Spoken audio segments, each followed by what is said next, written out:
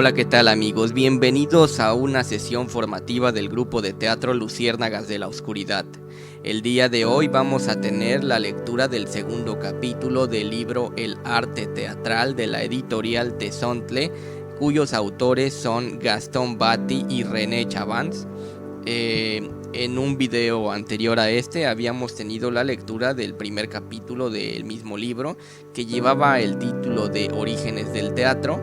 Al final del video pues vamos a tener un enlace por si no has escuchado este primer episodio, pues para que lo sintonices. Y bueno, el día de hoy vamos a tener la lectura de este segundo episodio o segundo capítulo del libro, que se titula El milagro griego. Así es que sin más preámbulos pues vamos a comenzar con esta lectura. Capítulo 2. El milagro griego.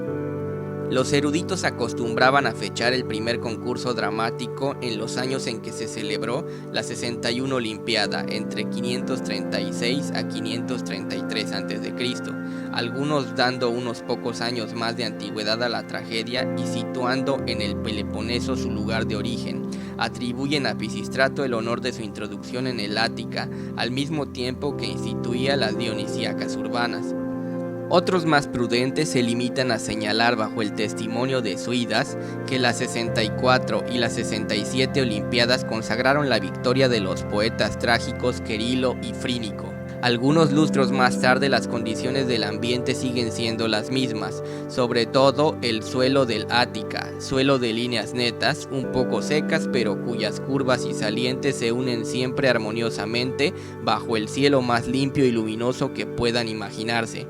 En segundo lugar, la raza en la que se unen en dosis de comedia, la imaginación sutil, el impulso sensible del jónico y la gravedad, la ponderación, el juicio frío y maduro del dórico. Y por último, la ciudad, de esa forma social común a toda la Hélade, pero que no pertenece más que a ella, la ciudad libre donde los ciudadanos son iguales y en la que el primer rango pertenece no a los reyes y a los señores, sino a los dioses, y donde los edificios principales no son los palacios, sino los templos. La sabiduría de Solón acaba de dar a esta teocrática sus leyes profundas. Pisístrato y sus hijos la han hecho próspera con su habilidad de dirigentes, y la energía de un Harmodio la libró de los últimos lazos tiránicos en espera de su magnificación, gracias a la victoria sobre las hordas de Jerjes. Tal es la tierra en que floreció el teatro griego.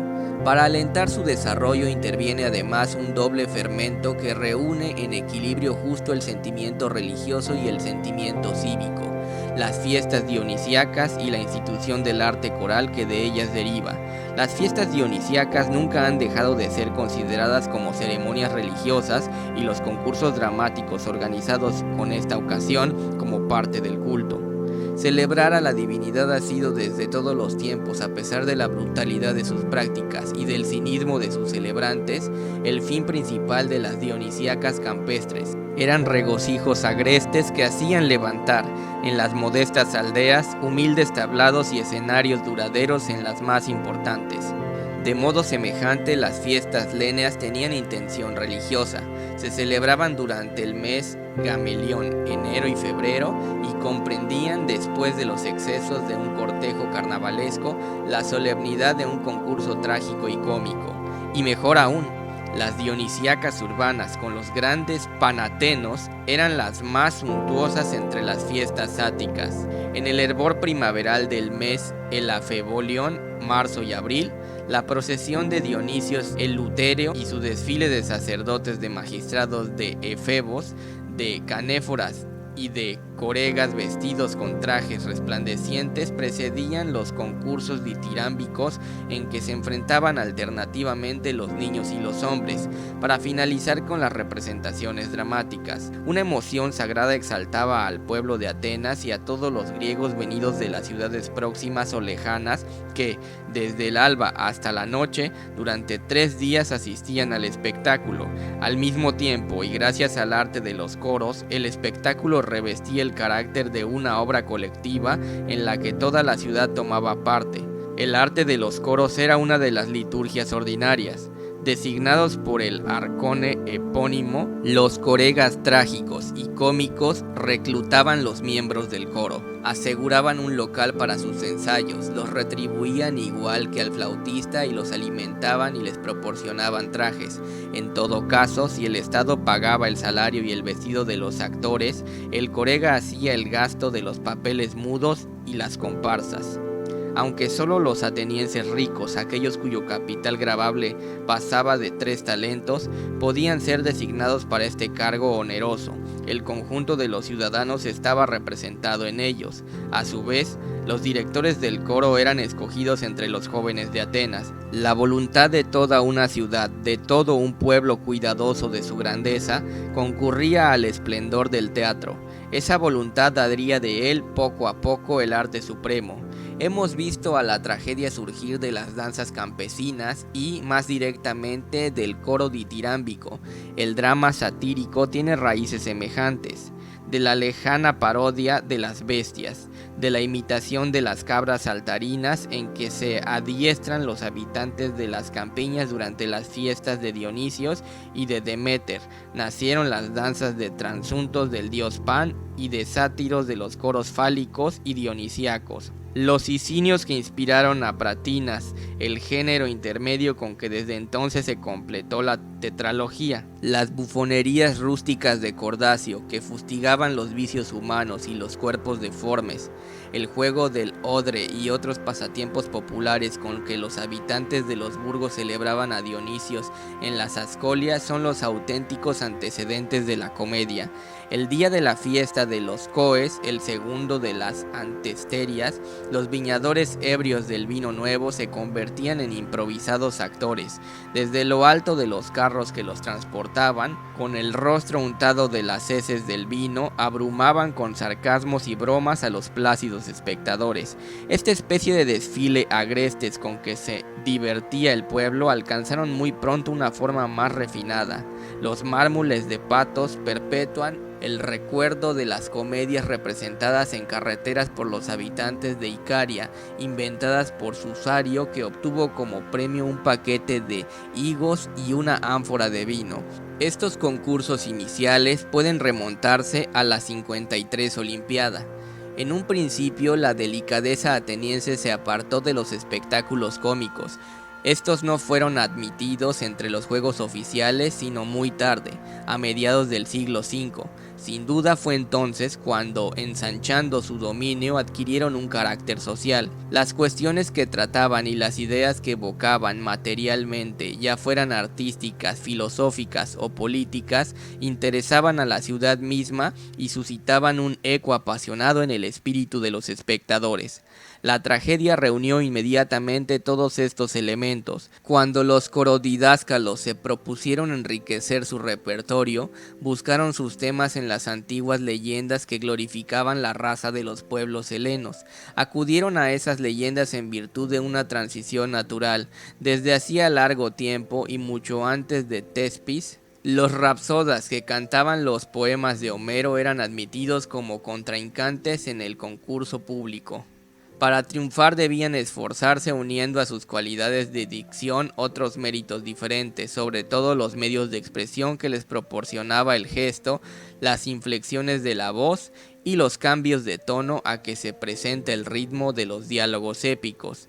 Sin detenernos en la opinión según la cual los fragmentos de epopeya eran a veces cantados en común por varios rapsodas, se concibe muy bien el carácter dramático que podía revestir la declamación, aún la de un solo rapsoda, y resulta explicable cómo debió producirse el acercamiento entre la declamación y el ditirambo.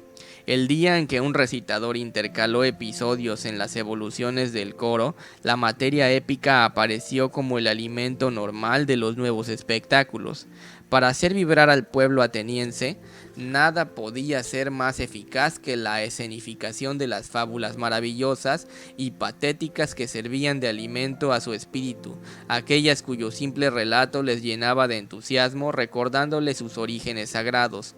Muy pronto, por los demás, la historia inmediata tomaría ante el pueblo ese mismo carácter milagroso y la extraordinaria aventura de las guerras médicas será digna de hallar un sitio en el ciclo trágico. Es la época en que algunos hombres geniales, sostenidos por la ambición de agradar a ese público singularmente artista y empujados por la emulación de los concursos, perfeccionan la forma del drama, dosificando, equilibrando los elementos del coro y no satisfechos con alternar monodias y coros, introdujeron dúos que provenían de los antiguos cantos amebeos. Poco a poco esto los llevó lógicamente a dar más importancia a los diálogos declamados. Con tal designio, Esquilo introduce el segundo actor que en adelante comparte los papeles y conversa con el único y multiforme intérprete inicial, reducido hasta entonces a las solas réplicas del coro y del corifeo. La acción ganó con ello una variedad en sutileza y en amplitud, para dar cabida al mismo tiempo a dos interlocutores. El primitivo tablado de Thespis resultaba demasiado estrecho, hubo necesidad de agrandarlo, así surgió el logeion, y para facilitar el cambio de trajes, ahora más frecuente, así como las entradas y las salidas de los personajes, fue necesario un refugio. Originalmente bastaba una sencilla tienda de campaña que luego se convirtió en una barraca de tablas, la skene, contra la que se apoyaba el tablado. Ante ella se redondeó la orquesta, pista circular en que evolucionaba el coro, idéntica al área en que se realizaban las primitivas danzas cíclicas. Como los espectadores eran cada vez más numerosos y con la intención de permitirles contemplar mejor el espectáculo, se dispusieron finalmente unas graderías que rodeaban a la orquesta en semicírculo. Así se inicia el teatrón o cabeas. Es el plano completo del teatro antiguo. Así, casi espontáneamente, gracias al ambiente favorable que halló de pronto, el arte teatral alcanzó su grandeza y desarrollo tal como lo practicaron los griegos. Todos sus órganos fueron surgiendo racionalmente unos de otros, enriquecidos con nuevas posibilidades, permanecieron en estrecha dependencia recíproca. Las particularidades del espectáculo condicionaron los detalles arquitectónicos y estos a su vez acrecentaron los recursos de aquel, como los monumentos que se yerguen en la Acrópolis, como las estatuas que la adornan y aun como las simples ánforas de terracota de Gálibo, calculado para una justa medida de vino de Parnes. El drama clásico sigue siendo uno en toda su complejidad. Sus partes se enlazan y se determinan. El coro que dio origen a la tragedia queda en la base de la unidad armoniosa, constituye su osamenta. Podría decirse que es el templo mismo, templo del que el diálogo y los demás elementos forman el decorado. Es el nudo que liga entre sí todas las fases de la acción dramática y las modalidades de su desarrollo. Hacia él convergen también los detalles de la escenificación. Materialmente, el coro se coloca en el centro del teatro, en el círculo perfecto de la orquesta, y no se aleja de ahí hasta el desenlace. Los corifeos, con sus comentarios subjetivos y las réplicas que combinan con las intérpretes, establecen la continuidad del drama. Sus cantos y sus danzas, el parodoi, que viene a ser la introducción, y los tres tásima que dividen los episodios, proporcionan el ritmo sobre el que se regula todo el espectáculo. A su lado y por encima de ellos, alineados sobre el logeion, los actores aparecen como un friso viviente que se desenvuelve en 5 grandes paneles: el prólogos, los 3 episodia y el éxodos. 3 actores desempeñan todos los papeles, ayudados por unos cuantos comparsas mudos, confidentes servidores. La mímica, la simple declamación, el canto acompañado de la música y el recitativo sostenido por el son de la flauta complementan vigorosamente acusados la armonía del conjunto. Tal edificio tiene su maestro de obras, el poeta, relacionado con el córega, a quien ha solicitado un coro mediante el arconte. No se contenta con aportar su texto. Él es quien instruye a los corifeos, inventa los pasos, escenifica y asume los papeles del protagonista. Esquilo fue a la vez autor, compositor, maestro de danza, director y actor. Sus sucesores lograron eludir esta última función. El Estado les designaba el protagonista, que tenían a su cargo la dirección de la compañía e interpretaba la obra, pero los poetas conservaron largo tiempo los demás cargos. Lo mismo se les llamaba directores de escena que poetas. Para ellos la forma de un coturno tenía tanta importancia como la de un verso y el movimiento de una danza tanta como el ritmo de una frase. Concebían sus dramas en el equilibrio de sus elementos literarios, musicales y visuales, y concedían a cada uno de ellos igual valor. Era muy natural que vigilaran con el mismo esmero cada uno de los detalles de la realización. Para percibir esta exacta concordancia es necesario imaginar una representación tal como era preparada y ejecutada. 3 poetas tomaban parte en el concurso trágico. Cada uno de ellos aportaba 3 tragedias y un drama satírico. La tetralogía, que originalmente abarcaba un tema único, pronto se hizo libre. El concurso cómico también incluía 3 poetas que sometían una comedia cada uno. La tetralogía, seguida de una comedia, proporcionaba espectáculo abundante para cada una de las 3 jornadas. Una vez terminados los ensayos, los poetas se presentaban rodeados por actores y corifeos. Se nombraba y mencionaba a sus colaboradores tras hacer un resumen de sus obras y se recomendaban a la benevolencia del público. Tal era el proagón o preludio. El espectáculo podía comenzar. Durante la Edad Clásica el teatro fue de madera. Es un instrumento y no un monumento. Nada de ello queda como es natural, pero las ruinas de los teatros de piedra que se comenzaron a construir en el siglo IV siguiendo su modelo y las deducciones de los arqueólogos permiten la reconstrucción. El teatro de Dionisios, que se elevaba en Atenas en el Témenos de Dionisios Eleuterio, apoyaba sus graderías de cavea en la roca del Acrópolis. La pendiente de la famosa colina donde la cavea y las graderías habían sido talladas reemplazaban ventajosamente el andamiaje de madera que, al decir de Suida, se vino abajo durante la 70 Olimpiada, entre 500 y 497 a.C., mientras Prátinas competía contra Esquilo y Quérilo. Pero los bancos dispuestos en semicírculo que corrían a lo largo de los taludes eran de madera. Las escalinatas practicadas entre ellos para facilitar la circulación del público recortaban secciones regulares como trozos de pastel. Abajo, sobre la tierra apisonada, la orquesta trazaba un círculo de unos 22 metros de diámetro, bordeado por una balaustrada de piedra con el altar de Dionisios o Tímele en el centro. Tangente a esta circunferencia y frente a los espectadores se eleva un alto tabique, tras del que en un edificio de 2 pisos se hallaban las camerines, la sala de los actores y los almacenes. Sólido, a pesar de estar construido con tablas, este edificio soportaba, aparte de los decorados, una maquinaria bastante pesada. Varias puertas daban a un estrado estrecho y largo, el proscenio o logellón, que se alcanzaba a 1 metro del suelo. Ha corrido tanta tinta en pro y en contra del logellón que bien vale la pena detenerse un momento en la controversia. El sabio alemán Dürrfeld ha negado que el logellón sirviese de escenario a los actores, los cuales, según él, compartían constantemente con los coreutas la parte posterior de la orquesta, comprendida entre la tímele y la esquene. Esta tesis cuenta con partidarios y enemigos eminentes. De todos modos, es difícil ver en esta discusión algo más que el deseo de echar abajo ruidosamente ideas habitualmente admitidas. Dürrfeld deriva sus argumentos de las observaciones hechas sobre el proscenio de piedra de los teatros de los siglos III y II. Este proscenio, muy estrecho, elevado, desprovisto de escaleras, no podía presentarse a las frecuentes comunicaciones requeridas por las antiguas tragedias, diálogos y aún luchas entre los actores y el coro. Pero en el siglo III ya el coro había desaparecido del drama. Esa comunicación no tenía ya razón de producirse. Por lo contrario, todos los escritores antiguos, desde Aristóteles hasta Vitruvio están acordes en colocar a los actores sobre el ojellón, reservando la orquesta a los cantores.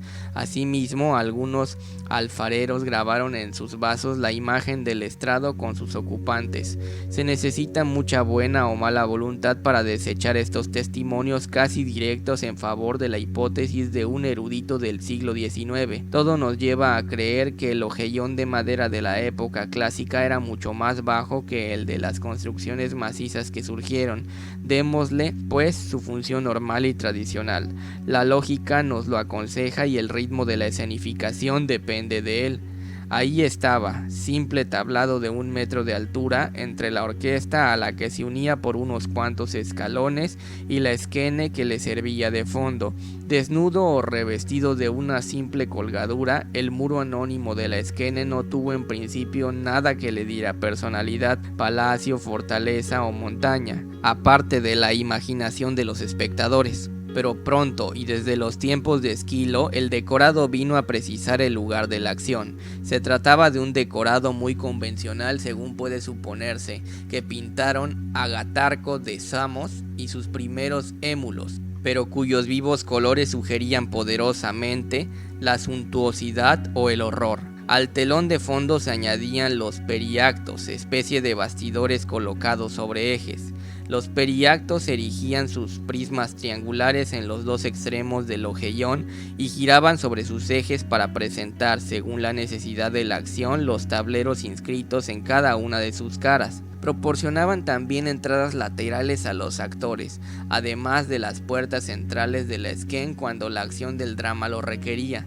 Finalmente, la variedad de la maquinaria añadía su complemento de emoción. La sencilla plataforma de la equilclema, plataforma rodeante cargada de personajes que, surgiendo de una puerta, revelaba a los ojos de los espectadores complacientes las escenas que iban a desarrollarse al abrigo de los muros, la polea que colgaba del techo del esquén y que servía para levantar por los aires en el extremo de una cuerda a los dioses y a los héroes, los belerofontes y los perseos que prodigiosamente aparecían sobre carros o grifos alados y otras plataformas situadas en lo alto, el teologeión desde donde hablaban los personajes divinos, la distegia que simulaba las torres, las terrazas desde donde se oteaba y se combatía, los escotillones, las escaleras de Caronte que hacía surgir de los infiernos los fantasmas de los muertos y, por último, la placa de metal sobre la que rodaba el trueno y las antorchas sacudidas que simulaban relámpagos. Tal era el marco. Uno puede imaginarlo así el día del concurso.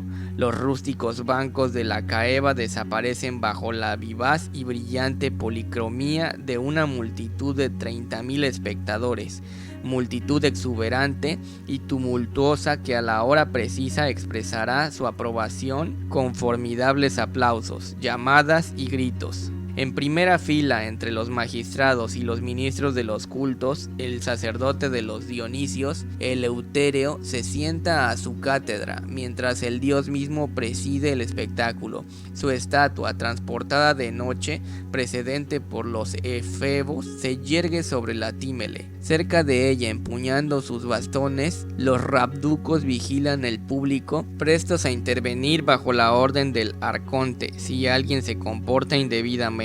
Después de algunas ceremonias en honor de la ciudad y de la libación hecha con la sangre de un cochinillo, la trompeta anuncia la primera tragedia.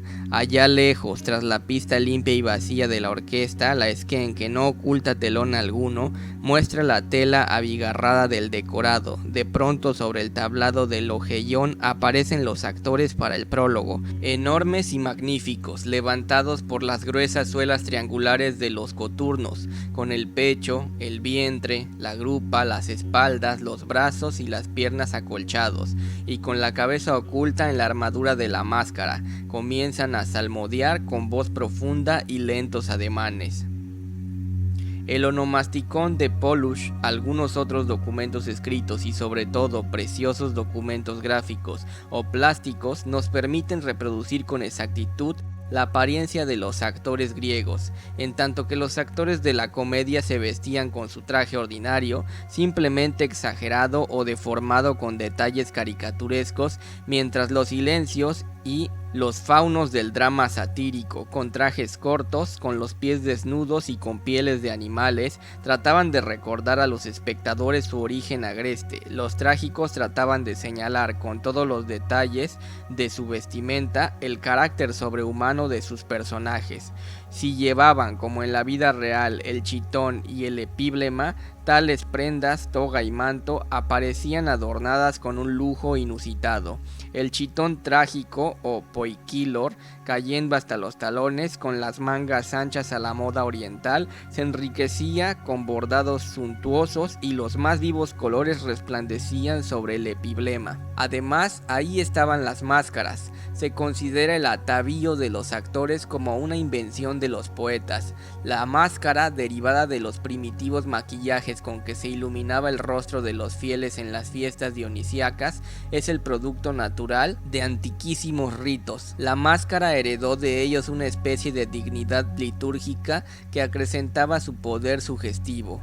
Arbitraria y estorbosa, con su armadura de tela endurecida, con yeso que encerraba toda la cabeza como un casco de víscera, la máscara exageraba, fuera de toda medida, la expresión fisionómica, siguiendo ciertos detalles convencionales de color o de líneas, aplicados de una vez por todas al sexo, al humor y aún a la condición social del personaje, pero al hacerlo subrayaba el vigor sintético del drama griego.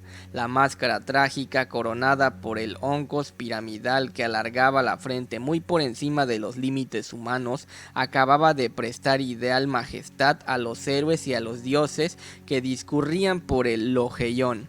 Después de los últimos versos del prólogo, una pausa. Luego de uno de los parodoi que se abrían entre el proscenio y las extremidades del hemiciclo, surgía el coro. Los componentes del coro avanzaban con un ritmo lento de 3 en 3 o de 5 en 5, precedidos por el oleta que sopla en su doble flauta, sus vestidos más ligeros y sutiles que el imponente chitón de los actores y las sandalias blancas con que se calzan, menos las altas que el coturno, dan libertad a sus movimientos y más soltura a su marcha. Los coreutas danzan en la orquesta mientras que el corifeo escande versos anapésticos. Cantan alternando estrofas y antiestrofas. Luego, divididos por mitad, se inmovilizan frente a la esquene. Entonces, cortados por la stásima que reagrupa el coro alrededor de la tímele, los episodios se desarrollan entremezclando los diálogos graves o animados, los dúos ardientes y los solos desconsolados. Evoluciones escénicas muy simples concretan la acción. Tan pronto se realizan en el Logeión, donde los personajes se reúnen por las únicas puertas de la esquene, como se extienden hasta la orquesta, cuando los actores, rodeados por un cortejo o subidos en un carro, ganan el proscenio de los parodoi, al que conducen unos cuantos escalones. Cuando intervienen los corifeos, suben a su vez la breve escalera y alcanzan el estrado. Algunas convenciones sencillas, como las de las entradas, la de la derecha daba a entender que se venía de la ciudad o del campo, la de la izquierda del interior de la casa o palacio, ayudaban a esclarecer el desarrollo del argumento. Los atributos divinos y los accesorios de los héroes caracterizaban a los personajes. La mímica de los principales intérpretes y los pasos cadenciosos del coro añadían sus medios expresivos a la palabra y a la música, pero siempre los poemas, los gestos, los movimientos y los cantos se armonizaban en un ritmo medido de acuerdo con la sobriedad del marco y del decorado para ofrecer puntos de apoyo simbólicos a la imaginación que idealiza y se va de por encima de ellos. Todo concurre a tal resultado: la severa métrica de los versos, el aplicable dibujo de la melodía discretamente escandida por la flauta o la cítara, las lentas evoluciones de la danza y también la irreal solidez de los trajes, la deformación deliberada de las máscaras y hasta las particularidades técnicas tan molestas en apariencia como por ejemplo la limitación del número de los actores, 3, o la estrechez misma del Logeión, que constreñía al director de escena a disposiciones de las más rigurosas síntesis. impregnado además de su carácter religioso original, guardando una gran solemnidad en su celebración y una grandeza austera. El espectáculo griego actuaba a la vez en el espíritu y en los sentidos del público, sacándolo poco a poco fuera de sí mismo y haciéndole comulgar en una emoción única. Este equilibrio, gracias al cual el teatro alcanza la plenitud de su expresión, caracteriza al drama griego durante el siglo V, lo mismo que la obra de los arquitectos, de los escultores y de los pintores.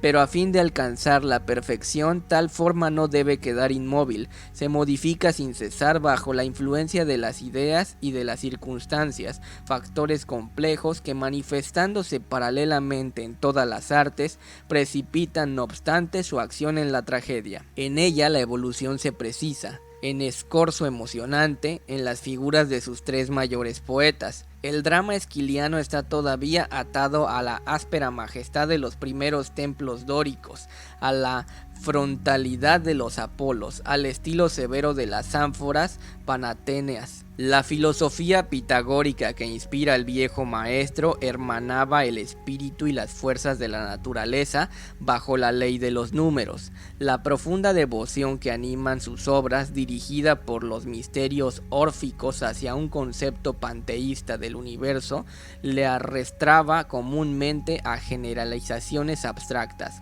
Asimismo, sobre el frontis del Partenón del Pisístrato, los primitivos relieves que representaban, según se dice, las luchas de Zeus contra Tifón y de Heracles contra Equidna, debían alcanzar en la rudeza de sus líneas escuetas, en la violencia de su policromía, una grandeza salvaje que hacía sentir el peso de fuerzas fatales. Así también, a pesar de la sonrisa que se esboza en sus labios, las figuras femeninas que se liberaron de la destrucción en la antigua Acrópolis y que se hallaron enterrados cerca del Erecteo evocan, bajo la rigidez de sus largas vestiduras de pliegues simétricos, la impasible dominación de lo divino sobre todas las cosas.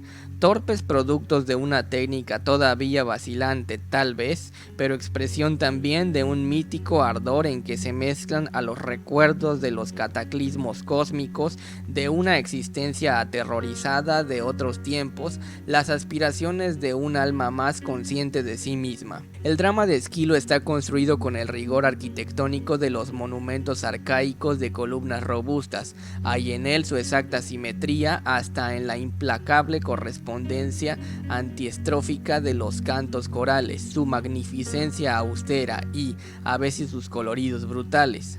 La pompa del espectáculo, el gran desarrollo de la parte lírica y la importancia dada al coro no son solamente supervivencias de la manera ditirámbica, sino que aparecen como traducción del sentimiento religioso del poeta, como voluntad de imprimir a su obra un carácter hierático. Pero mientras la tragedia esquiliana triunfa, un nuevo estado del espíritu sale a la luz. Maratón, Salamina y Platea han exaltado en los griegos y principalmente en los atenienses que se hallaron a la cabeza de todos en la victoria, ese orgullo nacional ya latente en ellos, que iba a convertirse en poderosa levadura, la prisa en levantar las ruinas acumuladas por los bárbaros, la ambición de colocar su ciudad por encima de todas las demás, suscitaron en el pueblo de Atenas una actividad creadora de la que surgiría la extraordinaria floración del arte griego. Sin embargo, la conciencia de su fuerza no induciría a los vencedores a dejarse llevar por la tentación de un orgullo sacrílego. Si en adelante iban a concebir más adelante su dignidad de hombres, no sería en detrimento de los dioses.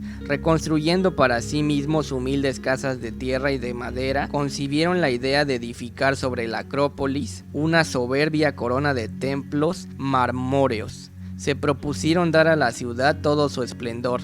El sentimiento de contentación y de apaciguamiento que experimentaron después del gran esfuerzo bélico se tradujo en sus obras en serenidad, una serenidad que se funda sobre una piadosa confianza. Por otra parte, cuando Mirón se evade de la rigidez arcaica y da movimiento a sus estatuas, y cuando Policleto da vida a las suyas mediante secretos acordes arquitectónicos, son los cuerpos desnudos que los artistas han estudiado en el estadio radio los que le dan sus elementos esenciales, y al transponerlos los idealizan. Las exactas reproducciones de la forma humana se eternizan con ritmo divino. Esto es lo que realizará de modo soberbio el Partenón de Persicles, de Ictino y de Fidias. Una atmósfera olímpica baña todavía esos mármoles mutilados. En la cadencia de sus líneas, en la pureza de su decoración, en su sencilla perfección, se refleja el entusiasmo sagrado de todo un pueblo. La misma llama ilumina las tragedias de Sófocles. Empujando por la misma pasión colectiva, el genio del poeta se ha liberado y se ha hecho más flexible, suspendiendo su vuelo equidistante entre el cielo y la tierra. Las fuerzas aplastantes que Esquilo descargaba como bloques sobre el alma humana, hace notar él y Efeure, se desgajan con Sófocles para compenetrarse y obrar unas sobre otras, para hacer irradiar sus energías equilibradas en conciencia y en voluntad. Parecida a los templos de la nueva Acrópolis, la obra de Sófocles alcanza el acorde absoluto del corazón y de la inteligencia. Como ellos, sorprende por la simplicidad y la armonía natural de su forma. Sin embargo, las figuras que nos presenta viven con una vida sensible, pero no han tomado de la realidad sino los rasgos duraderos. Gracias a una síntesis reflexiva, el drama de Sófocles se mantiene en las regiones del arte universal y perdurable, pero un tóxico comienza a obrar y su acción requebraja el hermoso edificio. Fue Anaxágoras, maestro de Eurípides, y Sócrates, amigo suyo. Sea lo que fuere, el tercero de los grandes trágicos recibió con hondura la impronta de las ideas filosóficas cuya aparición contemplaba el fin del siglo V.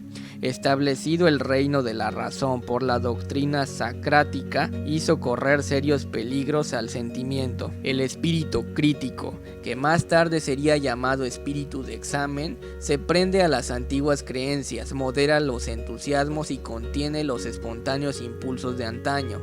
Deseca, empobrece la inspiración. Analizando los móviles humanos, acaba por disociarlos. Al frío mecanismo de la inteligencia opone los movimientos desordenados de la pasión, y al precisar el primero da valor a los segundos. Muy pronto la forma iba a vaciarse del alma que la llenaba. La vida interior escapará de ella. Cuando mucho, el elemento espiritual solo se manifestaría en la superficie.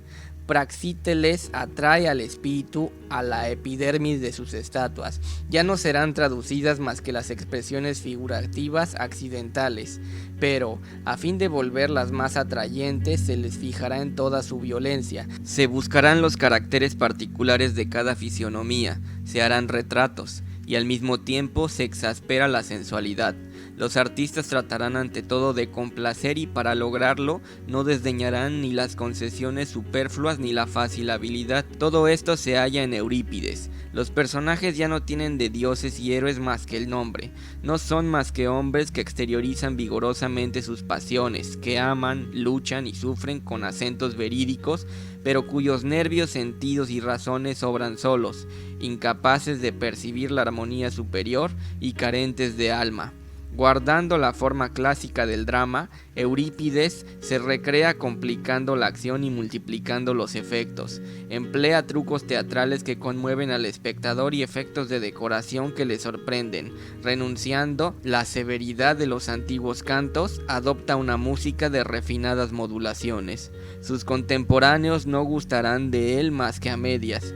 Puede verse un eco de tales reservas en Aristófanes, que representa la traición frente a Eurípides. La presenta en la forma de sus comedias tanto como la define en sus humoradas. Nacido las mismas fuentes, el teatro cómico no ha tomado nada de la tragedia a pesar de que emplea los mismos elementos. Concede al coro la misma importancia y amplifica sus medios, ya que en vez de 15 coruetas emplea 24, haciendo alternar igualmente sus evoluciones con el prólogos, los episodia y el éxodos de los actores. Igual simbolismo a despecho de la inspiración radicalmente diferente en la arbitrariedad de los trajes y las máscaras, y si algunas veces las réplicas cambiadas entre los adversarios del agón, la lisa oratoria que constituye el centro de la acción y los sarcasmos prodigados por el coreuta en la parábasis conservan algo del crudo verdor de las mascaradas originales, un vibrante lirismo Una poesía completamente inmaterial envuelve casi siempre la obra en una atmósfera ideal. Aristófanes alcanzó las más puras cimas de este lirismo.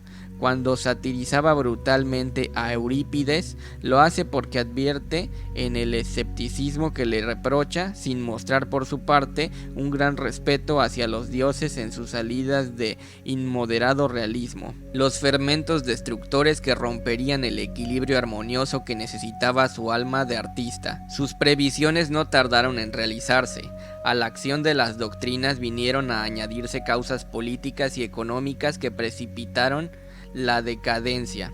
El resultado infeliz de la guerra del Peloponeso, la tiranía de los 30 y el periodo de terror que le siguió provocaron a principios del siglo IV una crisis moral de la que el alma ateniéndose salió débil y empequeñecida. En una población cansada de luchar, que se había vuelto escéptica y frívola, parlera y razonadora, a la que había de añadirse además una multitud de extranjeros, ya no podía hablarse de un esfuerzo común dirigido a la prosperidad de Atenas. El firme y tranquilo espíritu religioso de antaño cedió su lugar a inquietas supersticiones que se manifestaban en prácticas purieles o en ceremonias orgiásticas importadas del oriente, pero tal fondo turbio e inestable se revistió de una brillante apariencia. Muy pronto los éxitos obtenidos en Corintio llevaron a Atenas la prosperidad material. Las relaciones comerciales que se establecieron con las ciudades de Asia, de Fenicia y de Egipto consolidaron esa prosperidad. Los armadores del Pireo enviaban hacia todas las costas mediterráneas los productos de la industria ática. Es el reinado del nuevo rico. Si el Estado no emprendía ya vastas construcciones, los particulares decoraban magníficamente sus moradas y se hacían erigir sepulcros suntuosos. Un lujo refinado se extendió mientras se propagaba la miseria. La relajación de las costumbres suscitó las elegancias, la coquetería y los refinamientos melindrosos. Se instauró toda una vida mundana presidida por la mujer, cuyo reflejo está en la pintura de los vasos con sus escenas ornamentales de tocador y de charlas galantes rodeadas de amorcillos alados. El decorado de la existencia ganó en sutileza. A las complicadas arquitecturas en que las hojas de acanto desenvuelven sus volutas en las capiteles responden las actitudes lánguidas o vehementes de las estatuas. Muy pronto la supremacía de los lejanos imperios fundados por los lugartenientes de Alejandro consumará la derrota del arte griego. De las cortes opulentas de Macedonia, de Sicilia, de Egipto y de Siria se levantarán influencias discordes que ahogarán para siempre el impulso puro del espíritu ático. Puede seguirse sin dificultad la lenta descomposición del teatro griego. Al desaparecer el espíritu colectivo floreció el individualismo, se desvaneció el entusiasmo por las grandes obras y se acentuó la división del trabajo. Los poetas del siglo IV se acantonaron en su oficio literario. Fue necesario que en su lugar los directores de escena insuflaran a las obras la vida que eran capaces de darles. Ya no eran más que autores dramáticos. Por lo demás, su número se multiplica. Ahora tenemos, decía Aristóteles, millares de jovencitos que escriben tragedias. Arribismo naciente. Un sentimiento se exaspera, el de figurar. Pronto se extiende a los intérpretes. Los actores, reducidos primero a una situación subalterna, tomaron importancia. Para ello se instituyen concursos especiales. Participan también en los honores oficiales. Sus nombres se inscriben al lado del nombre de los poetas sobre las estelas de mármol colocadas en las cercanías del teatro. Un día vendrá en que los actores recibirán las coronas cuando ya no se representen sino tragedias antiguas, porque en virtud de la mala calidad de los nuevos dramas será necesario recurrir a las piezas del repertorio para dar interés a los concursos dramáticos. El debilitamiento del espíritu cívico se traduce en hechos muy significativos. Probablemente bajo el gobierno de Demetrio del Falerio, de entre 316 a 307, es abolida la coregia. Un personaje nuevo surge en su lugar, el agoneta.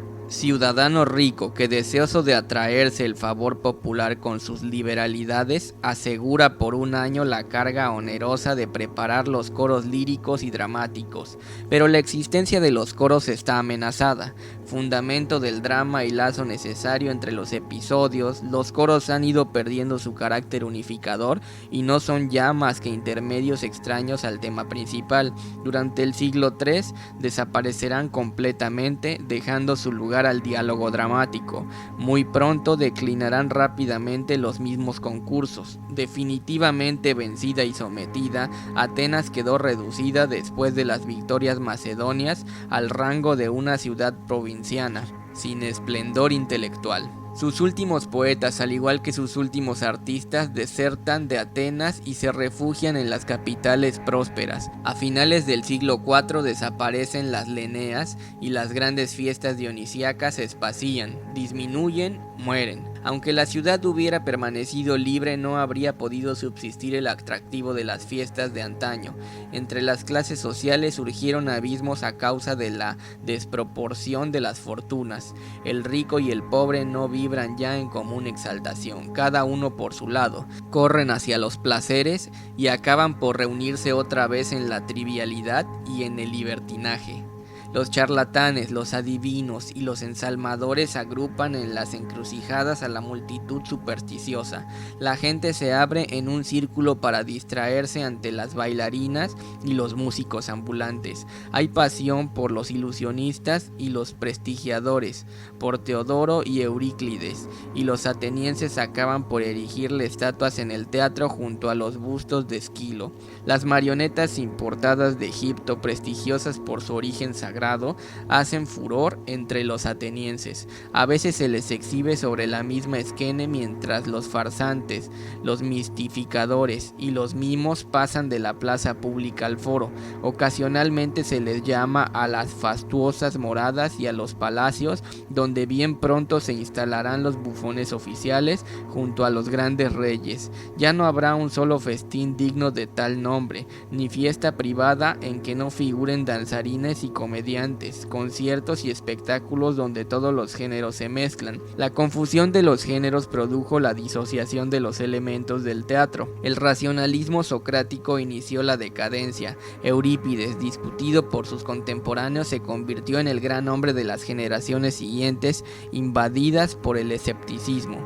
El nuevo estado civil consumó el desastre. Se rompió el equilibrio. El espíritu de un lado y la materia de otro influyeron alternativamente. La literatura entra en escena mientras florecen las exhibiciones que halagan los sentidos. El racionar llevó el gusto hacia lo raro y lo inédito, y el arte teatral se descompuso diluyéndose. En la cuna misma del drama se había introducido una criatura monstruosa. Obligado a padecer la terrible competencia del teatro profano, el sacerdocio se alzó contra él. La tragedia, procedente del hierón de Dionisios, entró en el de Deméter. El templo de Eleusis se abrió poco a poco a representaciones escénicas, y la transformación del sentimiento religioso, que se inclinaba a las novedades supersticiosas, favoreció tales intentos. Turbios espectáculos en que los sacerdotes, rebajados al papel de prestidigitadores y charlatanes, se esforzaban en misterios degenerados para encender la curiosidad de los fieles mediante invenciones renovadas sin cesar. Por su parte, los rapsodas, celosos del éxito de los poetas dramáticos, trataron de luchar contra ello. Durante la 161 Olimpiada mostraron sus espectáculos sobre la escena y declamaron, a la manera de los actores, poemas de Homero, de Hesiodo, de Arquíloco y de Fosílides, y hasta simples relatos de Heródoto. Para llamar la atención cuando era necesario se servían de ciertos accesorios. Desde Demetrio de Falerio, un mismo nombre servirá para designar a los rapsodas y a los comediantes, y el verbo cantar será reemplazado por la palabra upkrinestai, esto es representar. El ditirambo se ha transformado. Sus autores lo ligan a una acción y lo dramatizan. A la larga, el ditirambo aparece provisto de diálogo y de una escenificación en que los cantantes se responden y dan réplica a los coreutas. Los temas no serán diferentes a los del drama, pero la música dominará en ellos. Las voces de los intérpretes estarán sostenidas por varios instrumentos. Se tratará de una verdadera ópera en la que ni siquiera faltan las deficiencias del libreto. Se decía a manera de proverbio, tan tonto como un ditirambo. Por otra parte, la música, que ha ganado en riqueza expresiva y en virtuosidad, se ha liberado poco a poco de la poesía y de la danza. Su rivalidad con ellas viene de lejos. Ya Pratinas de Flionte, contemporáneo de Esquilo, se quejaba de la independencia que tenían los tañederos de flauta. Las inscripciones corégicas nos dan curiosos testimonios de la ascensión progresiva de los aleutas. Desde 350 su nombre, que originalmente ni siquiera se inscribía, precede ya al del mismo poeta. En el drama instrumental el divorcio se realizó definitivamente. La aléutica pretendió reemplazar mediante la fuerza y la variedad de sus modulaciones el poder sugestivo de la palabra y de la mímica. Emancipada en los juegos píticos, desarrolló en 5 partes o actos el combate de Apolo con la serpiente Pitón, anticipándose en 2000 años a la moderna sinfonía, y el ballet surgió a su vez del coro. El gesto perfeccionado de los bailarines prescindió del auxilio de la palabra. Jenofonte ha descrito muchas de estas danzas. El ballet de Dionisios y de Ariadna, por ejemplo, era un divertimiento semibucólico y semiguerrero que mostraba a un labriego en lucha con los bandidos. En justa correspondencia, la tragedia acabó por desertar del teatro. Durante los banquetes, una vez que se levantaban las segundas mesas, se cantaban escenas enteras de Esquilo y de Eurípides. Neoptólemo recitó largas tiradas en el festín que procedió al asesinato de Filipo de Macedonia, y Aristóteles declara en su Poética que la tragedia también puede, al igual que la epopeya, prescindir de la escenificación. La nueva comedia, privada de los coros y desprovista del lirismo, se estancó en el estudio ya por completo literario de las costumbres y de los defectos humanos. A pesar del talento de un Menandro o de un Filemón, la comedia quedará pronto agotada. Solo la verba casi siempre grosera y crapulosa de los mismos y de las parodias, de toda la muchedumbre de sainetes sólidos de la fantasía de los faranduleros, melodramas, fliacos, tragicómicos, sillos, grifos, dramas cómicos satíricos, pudo conservar la tradición teatral frente a las producciones delicadas de los letrados. Las obras sabias e ingeniosas y los tiernos y sutiles diálogos en que Teócrito manifestará su excelencia. Así se desgajó el drama en sus diversos elementos: espectáculo, música, danza y literatura. Y bueno, amigos, pues hemos llegado al final de esta lectura de este segundo capítulo que lleva por título el milagro griego del teatro en este caso. Y bueno, pues espero que les haya gustado esta segunda lectura. Después vamos a tener el tercer capítulo, que lleva por título Las resonancias del teatro griego. Y bueno, pues espero que les haya gustado, que hayan entendido algo, y bueno, los invito a que compartan este video, a que se suscriban al canal, a que le den like, y pues nada, espero que haya sido una información útil. Y bueno, nos estamos escuchando próximamente. Mi nombre es Mauricio Roldán y nos vemos en una próxima sesión formativa del grupo de teatro Luciérnagas de la Oscuridad. Hasta pronto.